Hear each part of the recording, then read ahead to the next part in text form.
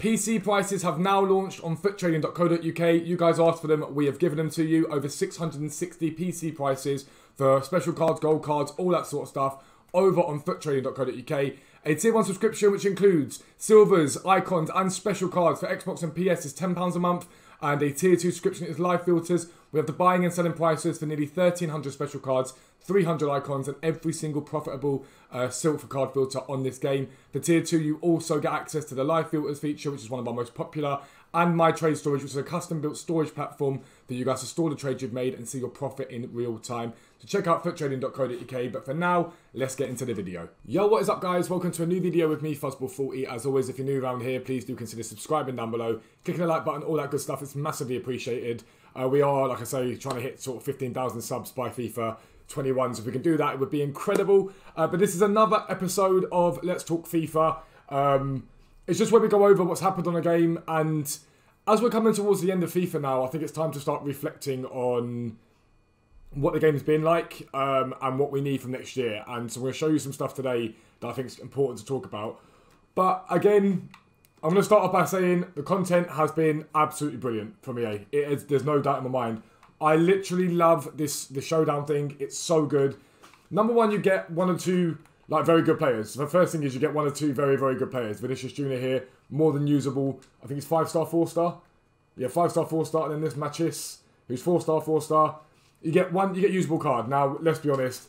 Do I like this as a matchup? Real Madrid versus Granada? Not really. I'm not going to lie to you. I don't think many people would be doing this Matchis, if I'm honest with you. I prefer the matchups to be a little bit more even and maybe giving sort of random players those gigantic boosts. So I don't know, do like a Burnley versus Everton showdown and give one of those random players a big boost, whether that's like a Tarkovsky centre-back card, or just maybe make those lesser known players or lesser used players much more usability by doing that. That's what I think should happen. But the actual premise of itself, I love it. I think it's absolutely brilliant. And it gives you something to invest yourself in with this game. You're thinking, right, I'm going to go and do that SBC because I think Real Madrid will win and that Vinicius is going to end up as a 95 card. It's really, really good. I love it, and it gives you an option. It's great.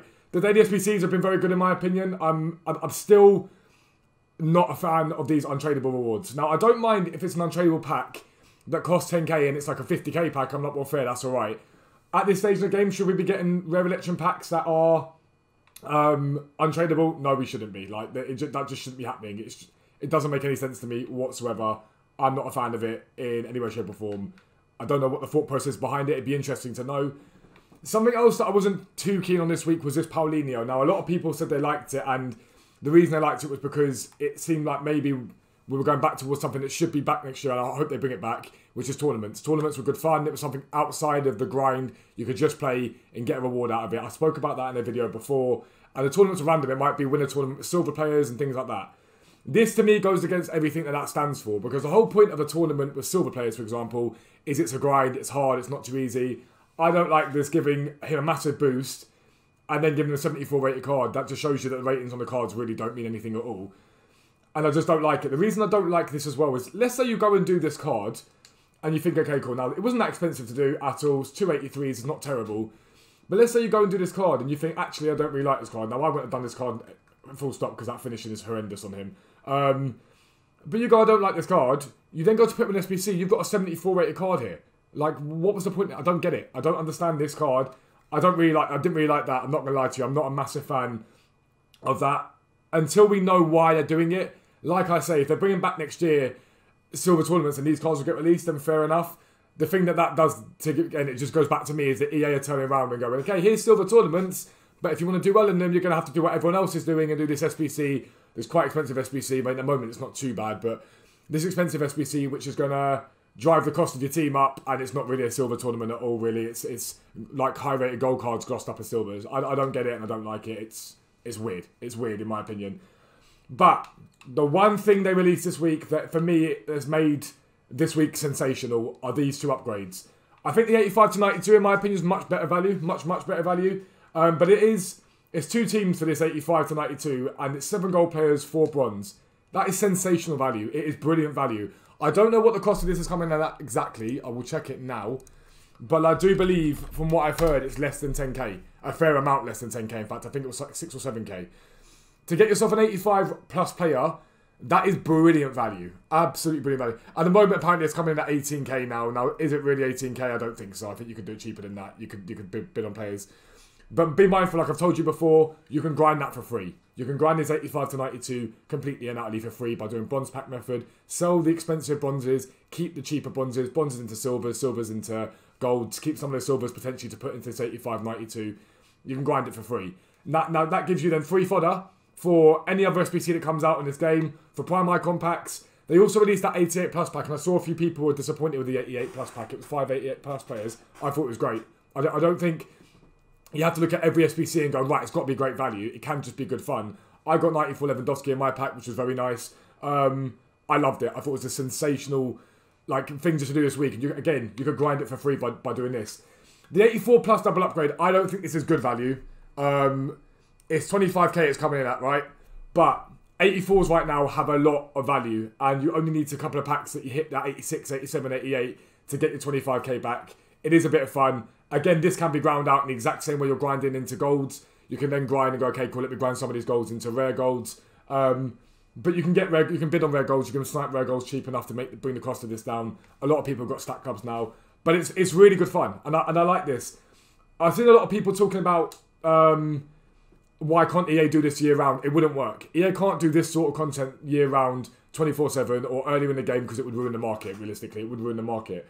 But the end of the game is supposed to be fun, and that's what EA have done. They've made this fun, and I am a big fan of it, and I think credit has to go to them for this. I'm not their biggest fans all the time. If I think they're getting something wrong, I'll say it. But in regards to this, brilliant. There's no argument for me. Even when you look at the objectives, okay? You go and look at the objectives. Now, this daily, I think it's gone now. Is it the Rare Players Pack? This silver thing here, that Paulinho was lined up for you go and use that Get Back Paulinho and do this. But it's pointless. It's pointless doing a SBC that costs 100 and something K for a 50k pack. There is no point in doing that.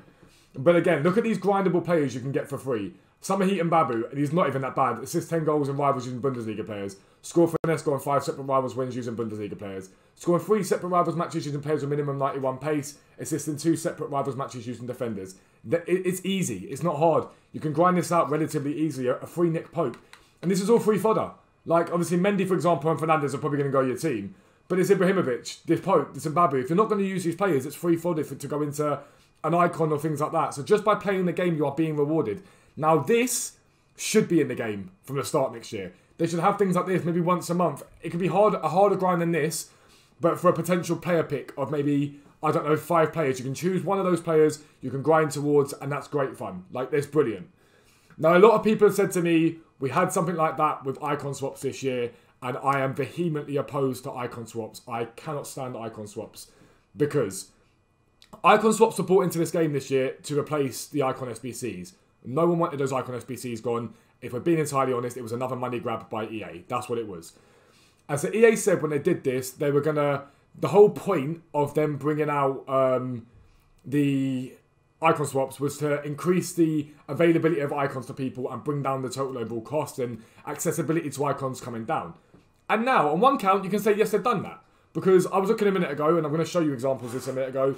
Someone like a Nedved, this time last year, 400k, right? For Prime Nedved was 400k this time last year.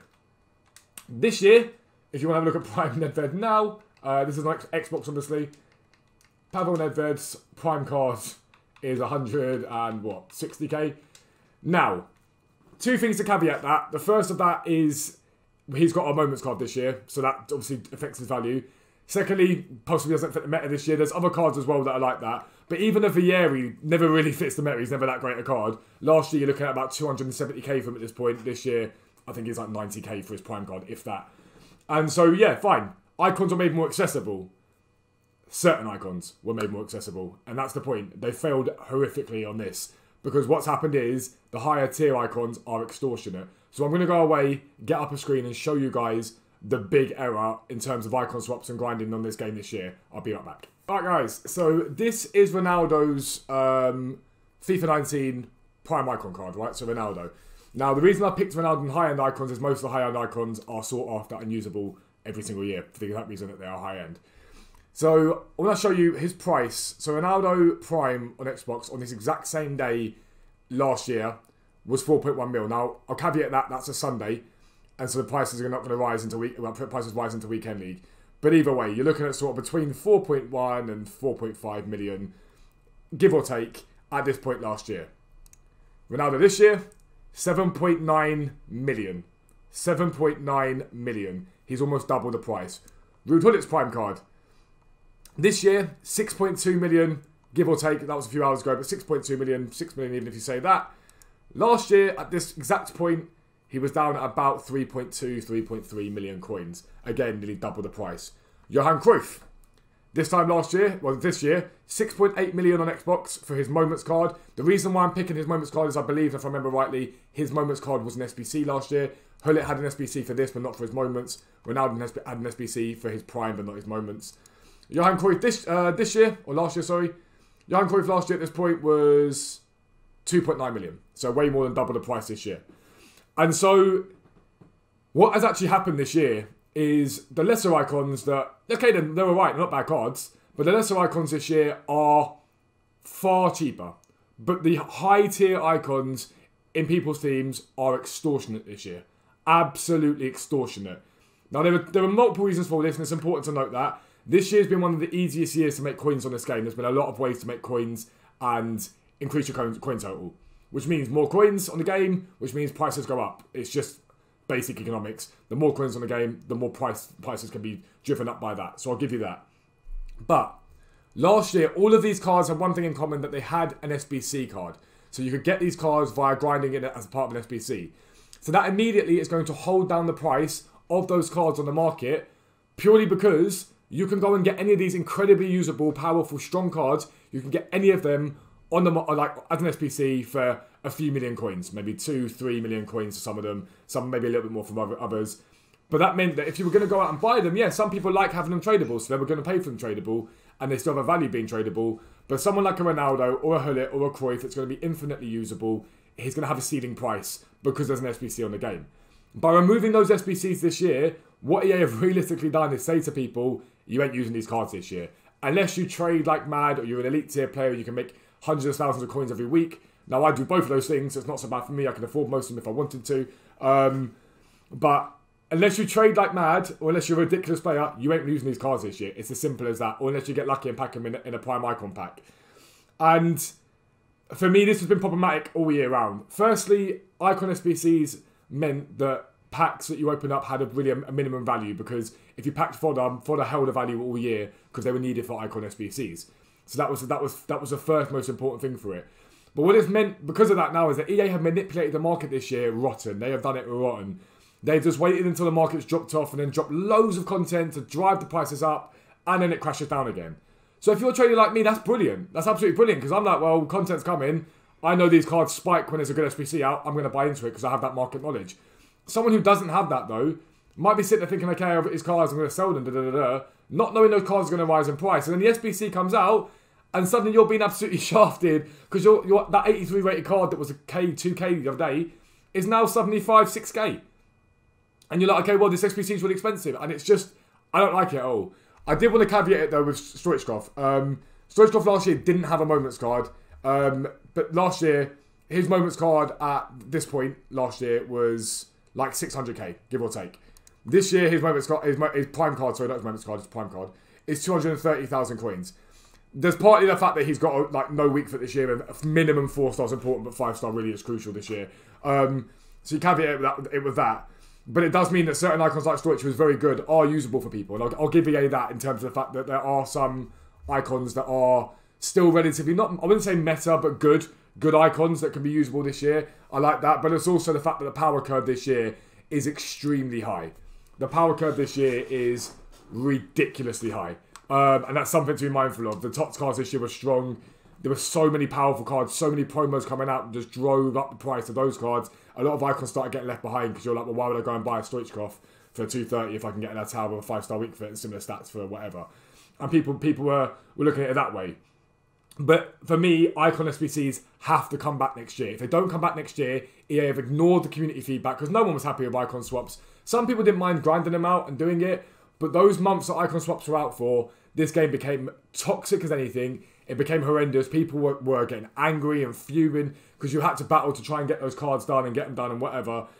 And the whole point of icon swaps, what it did was meant that Division Rivals was useless. Division Rivals is supposed to be skill-based matchmaking. All you saw was people relegate themselves down to do icon swap objectives. And that to me is problematic. You basically made a lot of your game modes null and void. And that's stupid, in my opinion. I'm going to be blunt with you, that's absolutely stupid. Your games should be separate. So there should be separate... If you insist on icon swaps next year, which would be an error, in my opinion, there needs to be a separate area for it. But it sounds like I'm moaning about that. I'm not. It happened. We had to come to terms with it. And sometimes things will happen in a game that you don't want to happen, but you have to adapt. And that's what we've done. But I like I said, I will say it right now. The content from EA has been utterly sensational. It doesn't take away from the fact that the gameplay is still shoddy. However, this weekend I got 2 disconnects. And that to me is an improvement. And I did look around Twitch a lot and Twitter, and it seemed like there were a lot less disconnects. So whether EA have privately seen there's an issue and either fixed it or done something about it, I think that seems likely to me. I think they haven't acknowledged it publicly because it means admitting something like fundamental is wrong with their game. But it feels like behind the scenes something has happened because the game was smoother. The gameplay this week, in my opinion, was very good. We hit Elite again this week, which is very, very nice.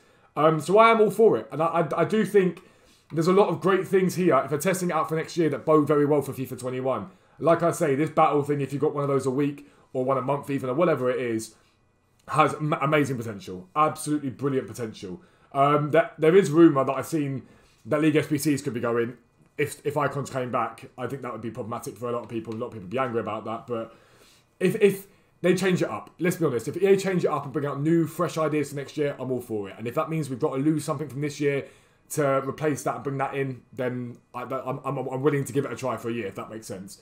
But I will say GG's to EA, because right now I'm really enjoying it. I'm really enjoying the content, and there's a lot to do on this game right now. There's a lot to grind, a lot of fun to be had, and that is because they've allowed us to have that. And they've gone, do you know what? Here you go. This is us giving back. So for me, for this week that I'm covering, it's big. It's a big dub for EA. It's an 8 out of 10, 9 out of 10 week. I really, really like the content. I'm having good fun on this game. I'm enjoying playing it. But that is going to be the end of the video. If you are new around here, please do consider subscribing down below and clicking the like button. It's massively appreciated. But for now, lads, I'm out. Peace out. I'll speak to you soon.